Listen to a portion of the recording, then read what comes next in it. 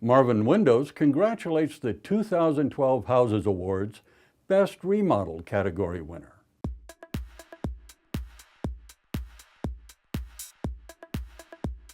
We are in Amherst, Massachusetts, which is a rural town in Western Mass. College town, lots of community-supported agriculture.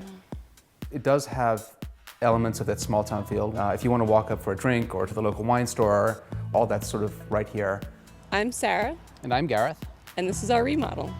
One of their design goals in this process was to save energy and save materials. And they're very conscious of the fact that if we knocked it down, the entire house goes to the landfill. So we began with a premise that we could save most of it.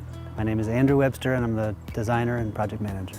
What I like about the original house was that it was a simple farmhouse that could absorb whatever work we wanted to do to it. We didn't want something that was going to be cold or out of keeping with the surrounding architecture, but we wanted to go beyond what is kind of commonplace in this area. So I think we looked somewhat to the tobacco barns in this area, and that inspired some of the kind of simple forms, but then we updated it with some kind of modern touches. I think it's a fairly standard form. It's a square, which from an energy perspective is a great piece to try to insulate and air seal. The more corners and weird things we add to it, the harder it gets.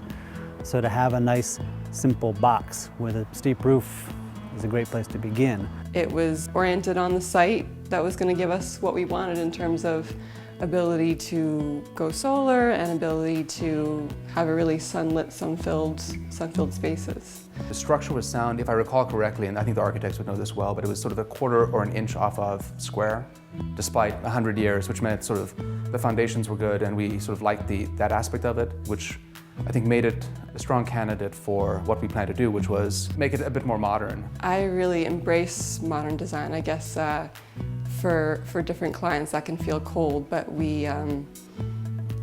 I don't think modern has to feel cold. I think for us, unadorned is what we equate with modern, and unadorned doesn't have to feel cold. What we had to do when it came time to let's open it up and make it into a crisp, modern kind of look, well, we lost a lot of walls. And we can see inside where there used to be walls are now carrying beams. We were kind of shocked that people use these in construction all the time and wrap them with drywall. So we chose to leave them unwrapped, and I think it's also consistent with our kind of overall philosophy of being truthful about what's going on in the building, right? Like it says to you, like, this is what's holding up the building, here it is, I'm going to show it to you. We get comments on them all the time. People ask me, what kind of wood it is, and I have to explain that it's this kind of fairly pedestrian building product. What they wanted to do was have the first floor be a very public space. This was going to be primarily where they lived their lives. So the first floor is arranged so that we can really access these utilitarian spaces, the kitchen, the mudroom, and the outside with a lot of fluidity. And we want every square foot to have a purpose and a use. So these spaces are contiguous and flow nicely.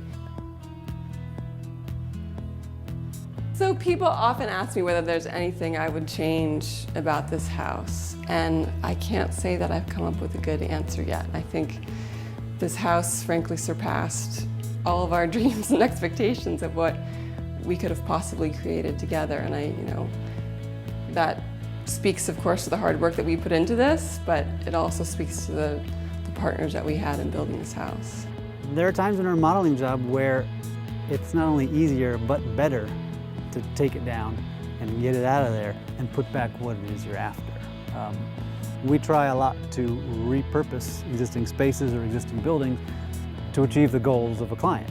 I would be lying if I said there weren't points on the way where we, when you come across the next beam that's totally rotted out and you're starting to wonder at what point does it make more sense just to tear it down and start from scratch. But to be honest, I'm actually glad we didn't. I think you end up with some idiosyncrasies in a house. I think it has a little bit more character.